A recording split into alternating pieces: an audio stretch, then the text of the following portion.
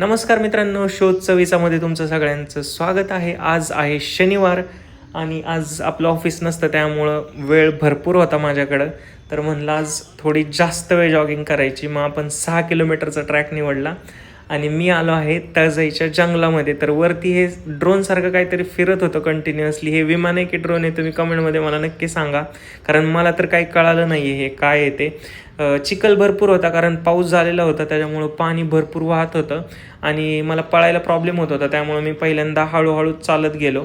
नंतर थोडं पुढं आल्यानंतर सूर्याचं दर्शन झालं. सकाळी सकाळी वातावरण एवढं भारी असतं, तुम्हाला बघून कळलंच असेल. एकदम कोवळा सूर्यप्रकाश असतो, त्याच्यामुळे आपल्याला व्हिटॅमिन डी भेटतं. त्याच्यानंतर एकदम प्युअर ऑक्सिजन भेटतो आणि त्याच्यासोबत पक्ष्यांचा एवढा मस्त आवाज येतो, किलबिलाट. मी सोबत हेडफोन आणलेले पण मी लावायचे विसरलो, कारण वातावरणच एवढं छान होतं. आपले आता झाले होते 5 किलोमीटर कंप्लीट आणि हे एरोप्लेन मला परत एकदा दिसलं. तुम्ही नक्की सांगा मला कमेंटमध्ये हे काय आहे ते एकदाचं. आणि त्याच्या पुढं मी आलो होतो बांबू उद्यानाच्या तिथून आणि तहान खूप लागलेली, पण पाणी नव्हतं माझ्याकडं सोबत आणलेलं. पाणी विसरलो मी आणायचं. तर मग मी आज कडधान्याचं सूप पिलं. लवकर उठण्याचे खूप जास्त फायदे आहेत, तुम्हाला बघून कळतच असेल. एकदम मस्त वाटतं सकाळी सकाळी. सूप पिऊन झालं. सूपची टेस्ट खूप छान होती. तुम्ही नक्की ट्राय करा कधी आला तिकडं तर. नाश्त्यामध्ये आज आपण ट्राय करणार आहोत घावन.